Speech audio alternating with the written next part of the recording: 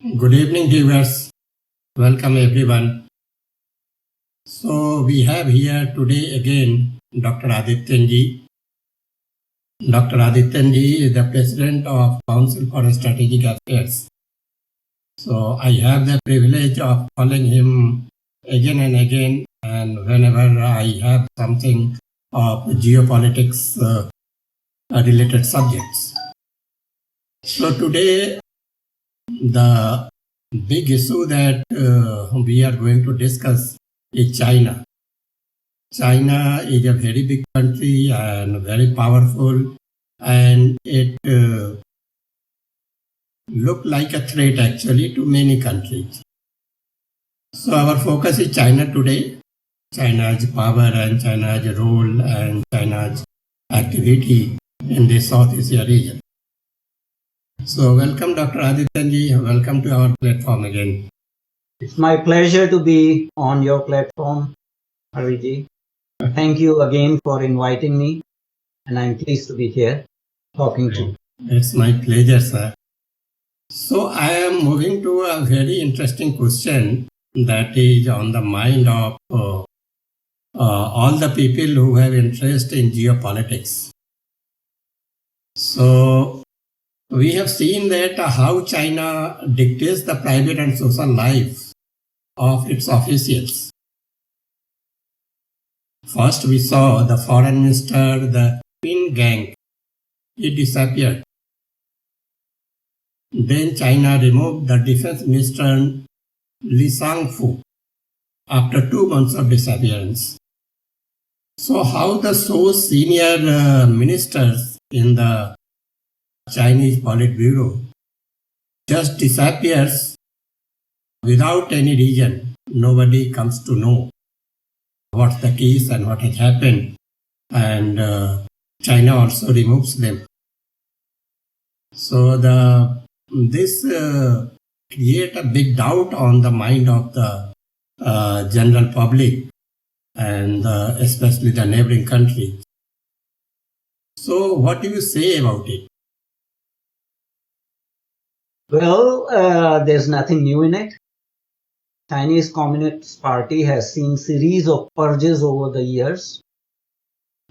During China's Cultural Revolution, Liu Shaoqi was removed, at the time of Deng's ascension to power, when Tiananmen Square, students' revolution happened. Then Communist Party secretary was displaced, and in the current climate, pretty much all the opponents of Xi Jinping have been removed, starting from Bo Xilai, who was removed from his position in 2013 and imprisoned. Of course, there was a reason there. His wife was involved in murder of a British businessman. So there are reasons used, whether it is corruption, whether it is, inappropriate behaviors or issues related to moral turpitude. These reasons have been invoked, but secretly, if you follow Chinese politics, the foreign minister Qin Gang, he was actually part of Xi Jinping's inner clique. He was a blue-eye boy. He was given very quick promotion and was made not only the foreign minister, but also a state councillor, which is at higher level. What came out that he was married, but he had a very young, attractive newscasters as his mistress, and he had allegedly fathered a child with her using a surrogate in the United States. So, although no explanation was given, but people who are following Chinese politics mention this as the apparent reason that there was an out-of-wedlock child, and it is surprising Xi Jinping did not know about it, because Qin Gang was Chinese ambassador to United States for a period of time. So that was about him. About the defense minister, prior to his removal, 2 commanders of the PLA rocket force were also removed. Allegations are that they were involved in corrupt deals. And the defense minister, Li Shangfu, who by profession was an aerospace engineer and again got a very rapid promotion, was last seen on August 29th. For 2 months, there was no talk about what happened to him. Sometimes they said he's not appearing in the public forums because of ill health, and the same was given for Qin Gong. However, on October 29th, which is today and tomorrow, there is Beijing Qingshan, a military diplomacy forum, which is usually inaugurated by defense minister. So Li Shangfu was missing in action. They had to make some sort of declaration, as a no-show in that forum would be noticeable. So it was stated that he has been removed. Ostensible reason is, again, corruption. But it's very interesting. 1 year ago, on October 22nd, 2022, in the 20th National Congress of Chinese Communist Party, there was very well orchestrated removal of former General Secretary Hu Jintao in the presence of international press. There was an incident. Hu Jintao was sitting on the dais along with Xi Jinping, Li Keqiang, who was the prime minister at that time under Xi Jinping. And Li Keqiang was basically from the faction of Hu Jintao, which is called Communist Youth League.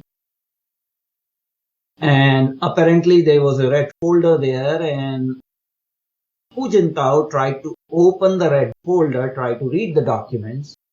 There was some sort of balloting going on.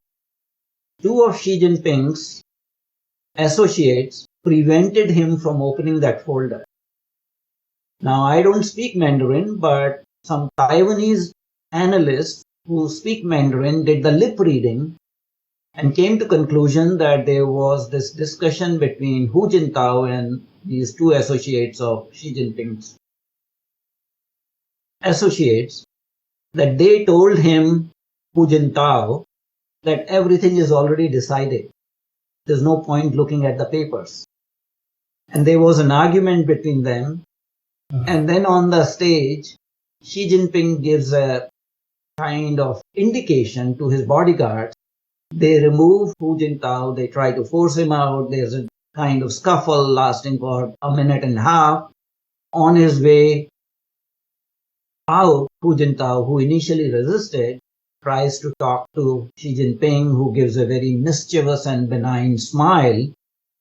And while telling him to leave, he also pats on the back of Li Keqiang, who is a protege of Hu Jintao. So I'm going through all these details to tell you that things are not so opaque. It's a power struggle. And in fact, last week we heard that Li Keqiang died of heart attack. Very mysteriously. Yeah. So all the Xi Jinping's opponents are either being removed or dying. Well, it is also true. Corruption in the higher echelons of Chinese Communist Party is rampant, and sometimes that is used as the reason for purges. And in this context, it may not be inappropriate to mention Xi Jinping's father, Xi Xinjiang, himself was purged and was sent to prison. And as a young lad of 9 or 10 years old, Xi Jinping had to go to, a rural farm to work. So he is using the same tactics that his family suffered from. But it also tells you the dynamics of various factions of Communist Party of China. So there is this faction called Communist Youth League, there is another faction called, Shanghai Clique. That was the group under Jiang Zemin, who was the third generation party leader. And again, he died last year. So Communist League, Youth League, Shanghai Clique, and the Princelings. The Princelings are the sons and daughters of the former Communist Party leaders. And of course, they have had a privileged position. Although Xi Jinping cannot technically be called princeling because his life was harsh, much harsh because of the father's arrest. But a lot of, next generation leaders are the sons and daughters of the former, this thing. So there is a power struggle in these three factions, and in the various purges and all that, removals and dismissals, you see this power struggle. Xi Jinping, of course, has changed the system. Chinese Communist Party wanted to have a orderly transition, so each leader was given 2 terms, and then they were supposed to retire, but Xi Jinping is in his 3rd term. He has changed the system. So yes, there will be some silent protests, some reprimands and things like that. And all Xi Jinping is doing to consolidate his position by removing other people who might pose a challenge to him.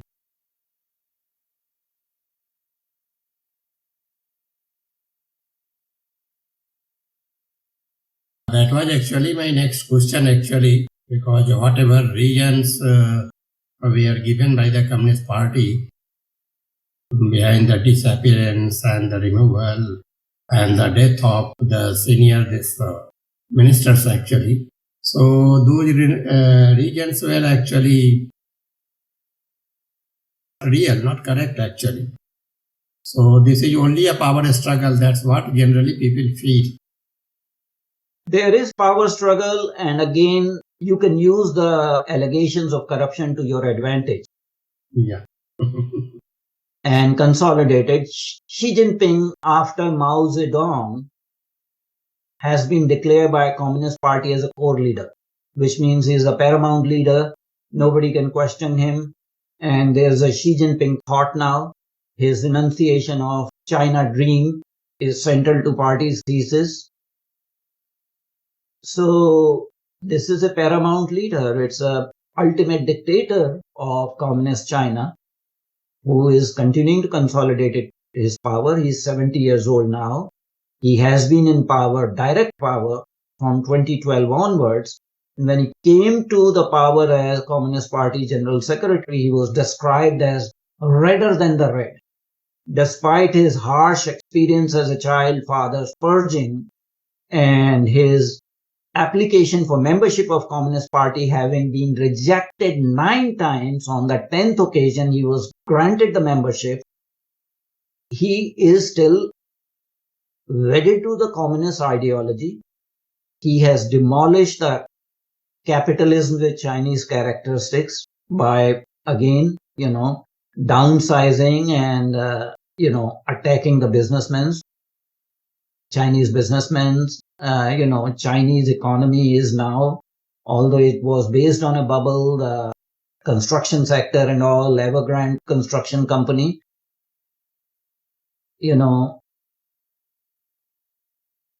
some of the Chinese entrepreneurs or business tycoons also disappeared from the scene at some point in time. So it's the same game happening. He does not like corruption of the communist doctrine with capitalism.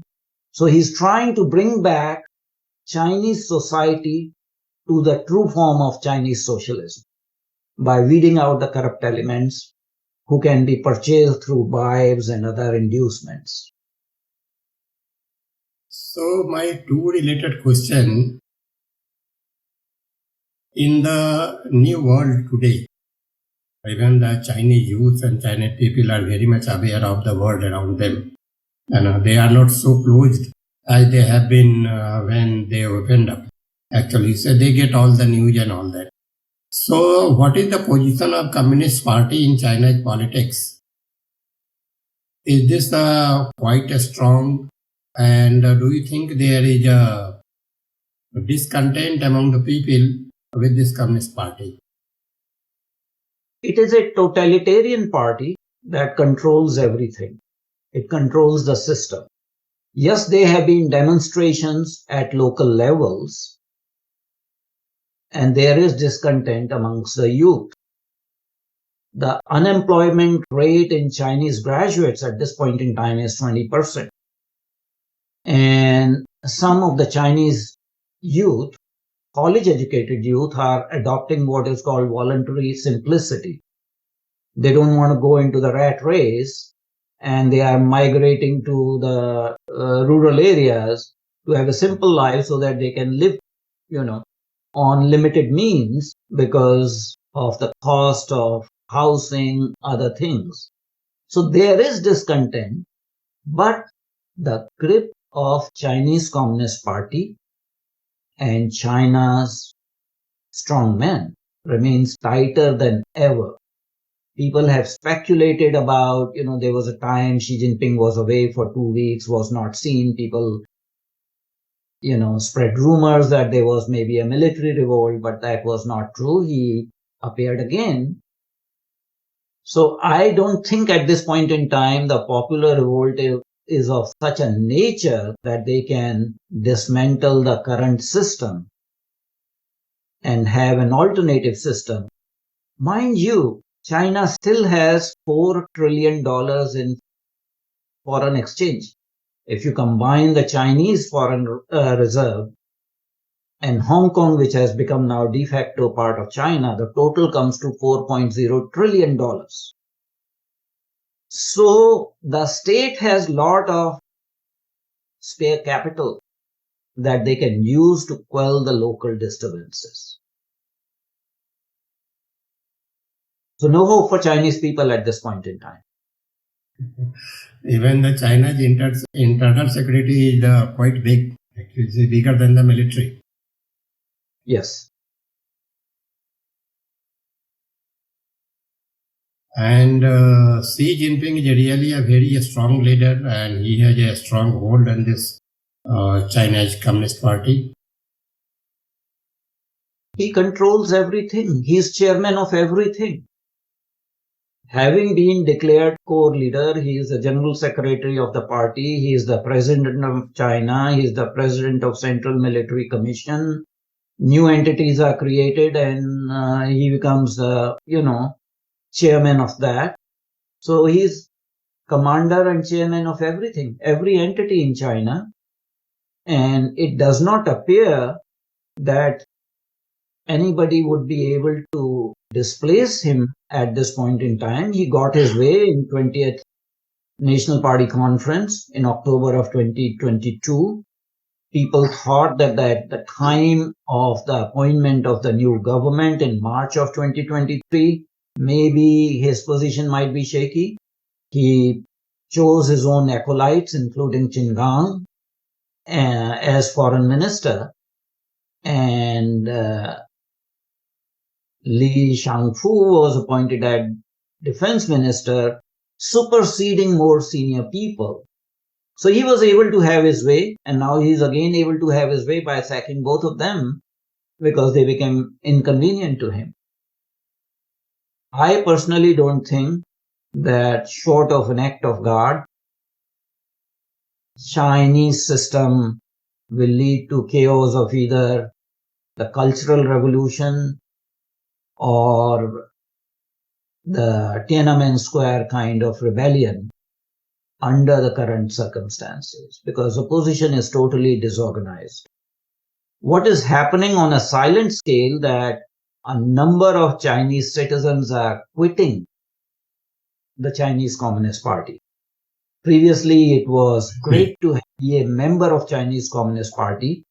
Now you see a sense of disenchantment with the Chinese Communist Party, and especially the younger people are not willing to become members of it. Is this good for China? What is happening actually in the long run? Well, who are we to say what is good for China, what is not good for China? What is good for the world is that Chinese Communist Party slowly gets weakened and there is emergence of an alternative democratic system.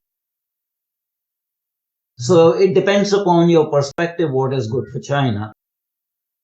Young people leaving Communist Party certainly shows a good trend. And of course, they had to change some previous decisions like, one child policy. They realized their mistakes. So China had enforced one child policy and that has led to demographic imbalance in China. They have 4-to-1 problem. For every worker, there are 4 grandparents that have to be supported. There is a gender imbalance in China with predominance of males and shortage of marriageable young females. So you have this restive group of young males who cannot find brides, and in turn they import brides from Vietnam, from Pakistan, encouraging human trafficking to get the brides. It's a very complex situation in China, but like any totalitarian system, it comes with an expiry date. And we don't know when Communist Party will be weakened enough for China to have a different system. We do know from 1912 to 1949, China had a republican system, and that was changed. Chinese Communist Party learned from the Soviet mistake. Soviet Communist Party did the mistakes when it adopted the policies of perestroika and glasnost at the same time and gave more importance to glasnost than to perestroika. With the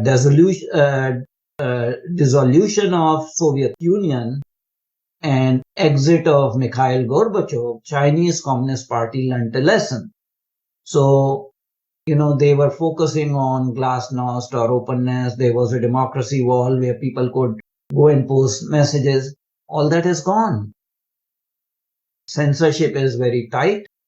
The big brother is always watching you. People, yes, follow the word scene, but everything is like surveilled by the state system. So you don't have Twitter, you have Weibo, which is the Chinese equivalent of Twitter. All the social medias have their Chinese equivalents, and the state controls everything. The big brother is watching always. So, as you said, I'm just taking this question to the China's economy. As you said, China has nearly 4.3 trillion, right? Around 4 trillion. They have 3.4 something trillion reserves of their own and another 590 billion dollars reserve of Hong Kong. If you add both of them, it comes to 4.0 trillion. So that is the foreign exchange reserve China has at this point in time. They are in a pretty strong liquid cash situation, and they are de-dollarizing. So they are, shedding their portfolio of United States government treasury bonds and investing more into gold and other things. So although the economy, the GDP growth rate is sluggish, yet they are sitting on a mountain of cash reserve.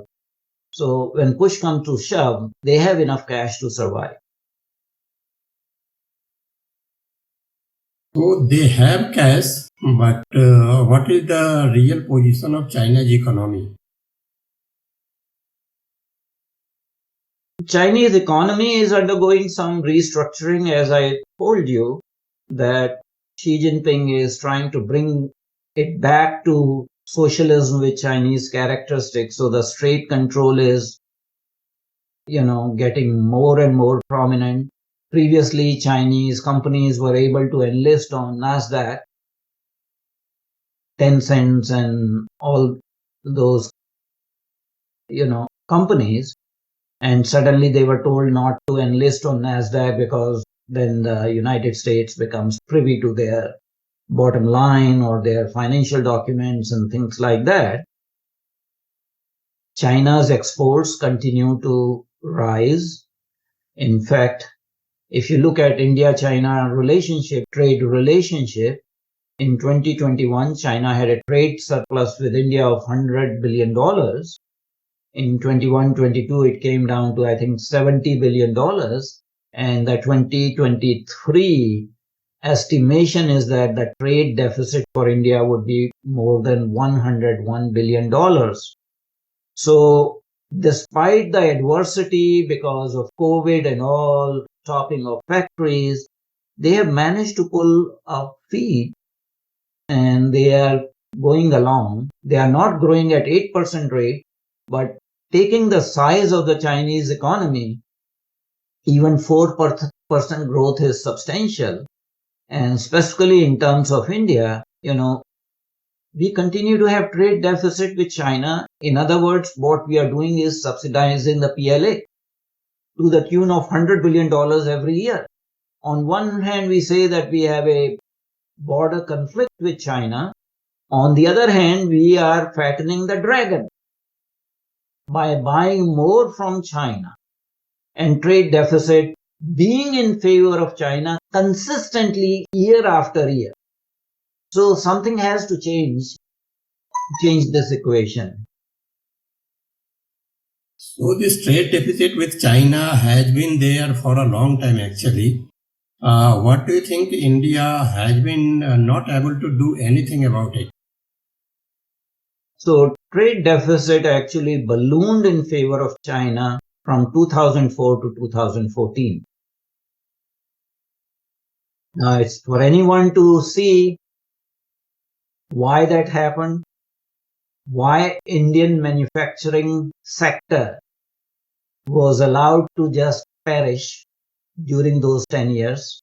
We also know that at that point in time, there was a secret memorandum of understanding between Indian National Congress Party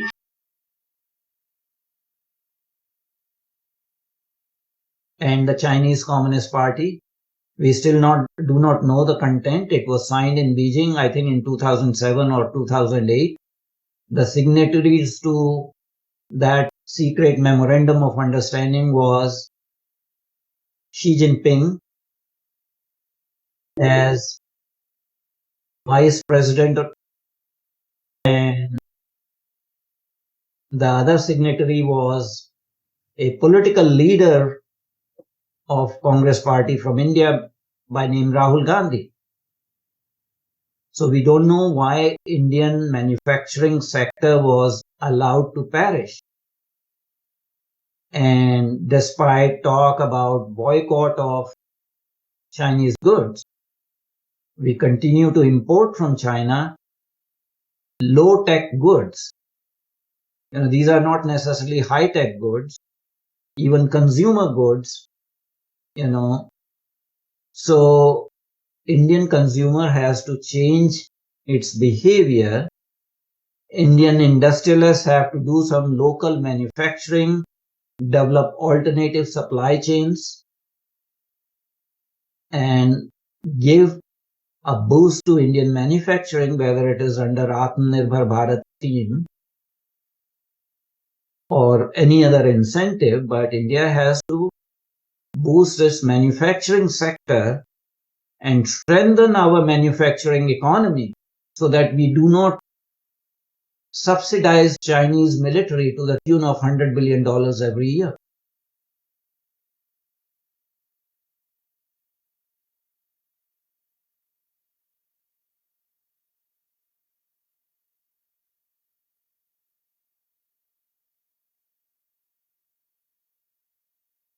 About the China's economy and India's recent efforts, the new government that has taken to counter China, how much do you think India is effective in its approach actually to balance China? The government is doing all it can. Are they fully successful? Can more be done? Those are the questions. The current government has taken a number of steps. At least they are showing some spine, standing up to China on the border conflict. They are also internationally becoming part of a number of plurilaterals that will have impact on the global geopolitical scene. They are developing alliances and they are working on developing our own industrial base. And as far as military preparedness is concerned, at least the current government is able to provide fiscal resources to the militaries. Various wings of our Indian military. Situation is not like during the 10 years of 2004 to 2014, when the then army chief had to write a letter to the prime minister saying that army has shortage of equipment and there are some corruption deals going on. The current government also did develop some technological expertise, like, boosting India's space program, not just the civilian program, but also developing ASAT, anti-satellite weapons capability to counter Chinese capability. And, our missile systems have been advanced, their range has been advanced. So pretty much, if push comes to shove, pretty much whole of China will come under Agni 5 range. So government is doing, but always the question is, are we prepared enough? Because one must never underestimate the adversary, especially an adversary that wants to win the war without fighting a battle. Classic Sun Tzu. And they try to do these kind of things. They use lawfare, psychological warfare, propaganda warfare, economic warfare, basically a multi-dimensional front against India. Strategically, they had this string of pearls strategy. They have developed bases. They have influenced other nations in the region. Pakistan has become just a colony of China. With the new elections in Maldives, the new government is more favorable to China. They have Hambantota port in Sri Lanka, and they are developing the Colombo port. And Chinese clan PLA navies, research vessels and other vessels are docking in Colombo port and other ports in Sri Lanka. So they are not going to stop, which means you can never pat yourself on your back. You have to be ever vigilant in all spheres. It's not just the land war. Yes, the two armies are facing eyeball to eyeball in the Galwan sector, Pagong Lake. But China is hardening its border infrastructure along 2,167 miles of India, China, and occupied Tibet border. So technically it is India and occupied Tibet border, which is controlled by adverse possession by China. And China is building border villages, building roads, building military camps, resettling Han people on Indo-Tibetan border. So the threat is always there, and we cannot underestimate threat. Issue is continuous preparedness.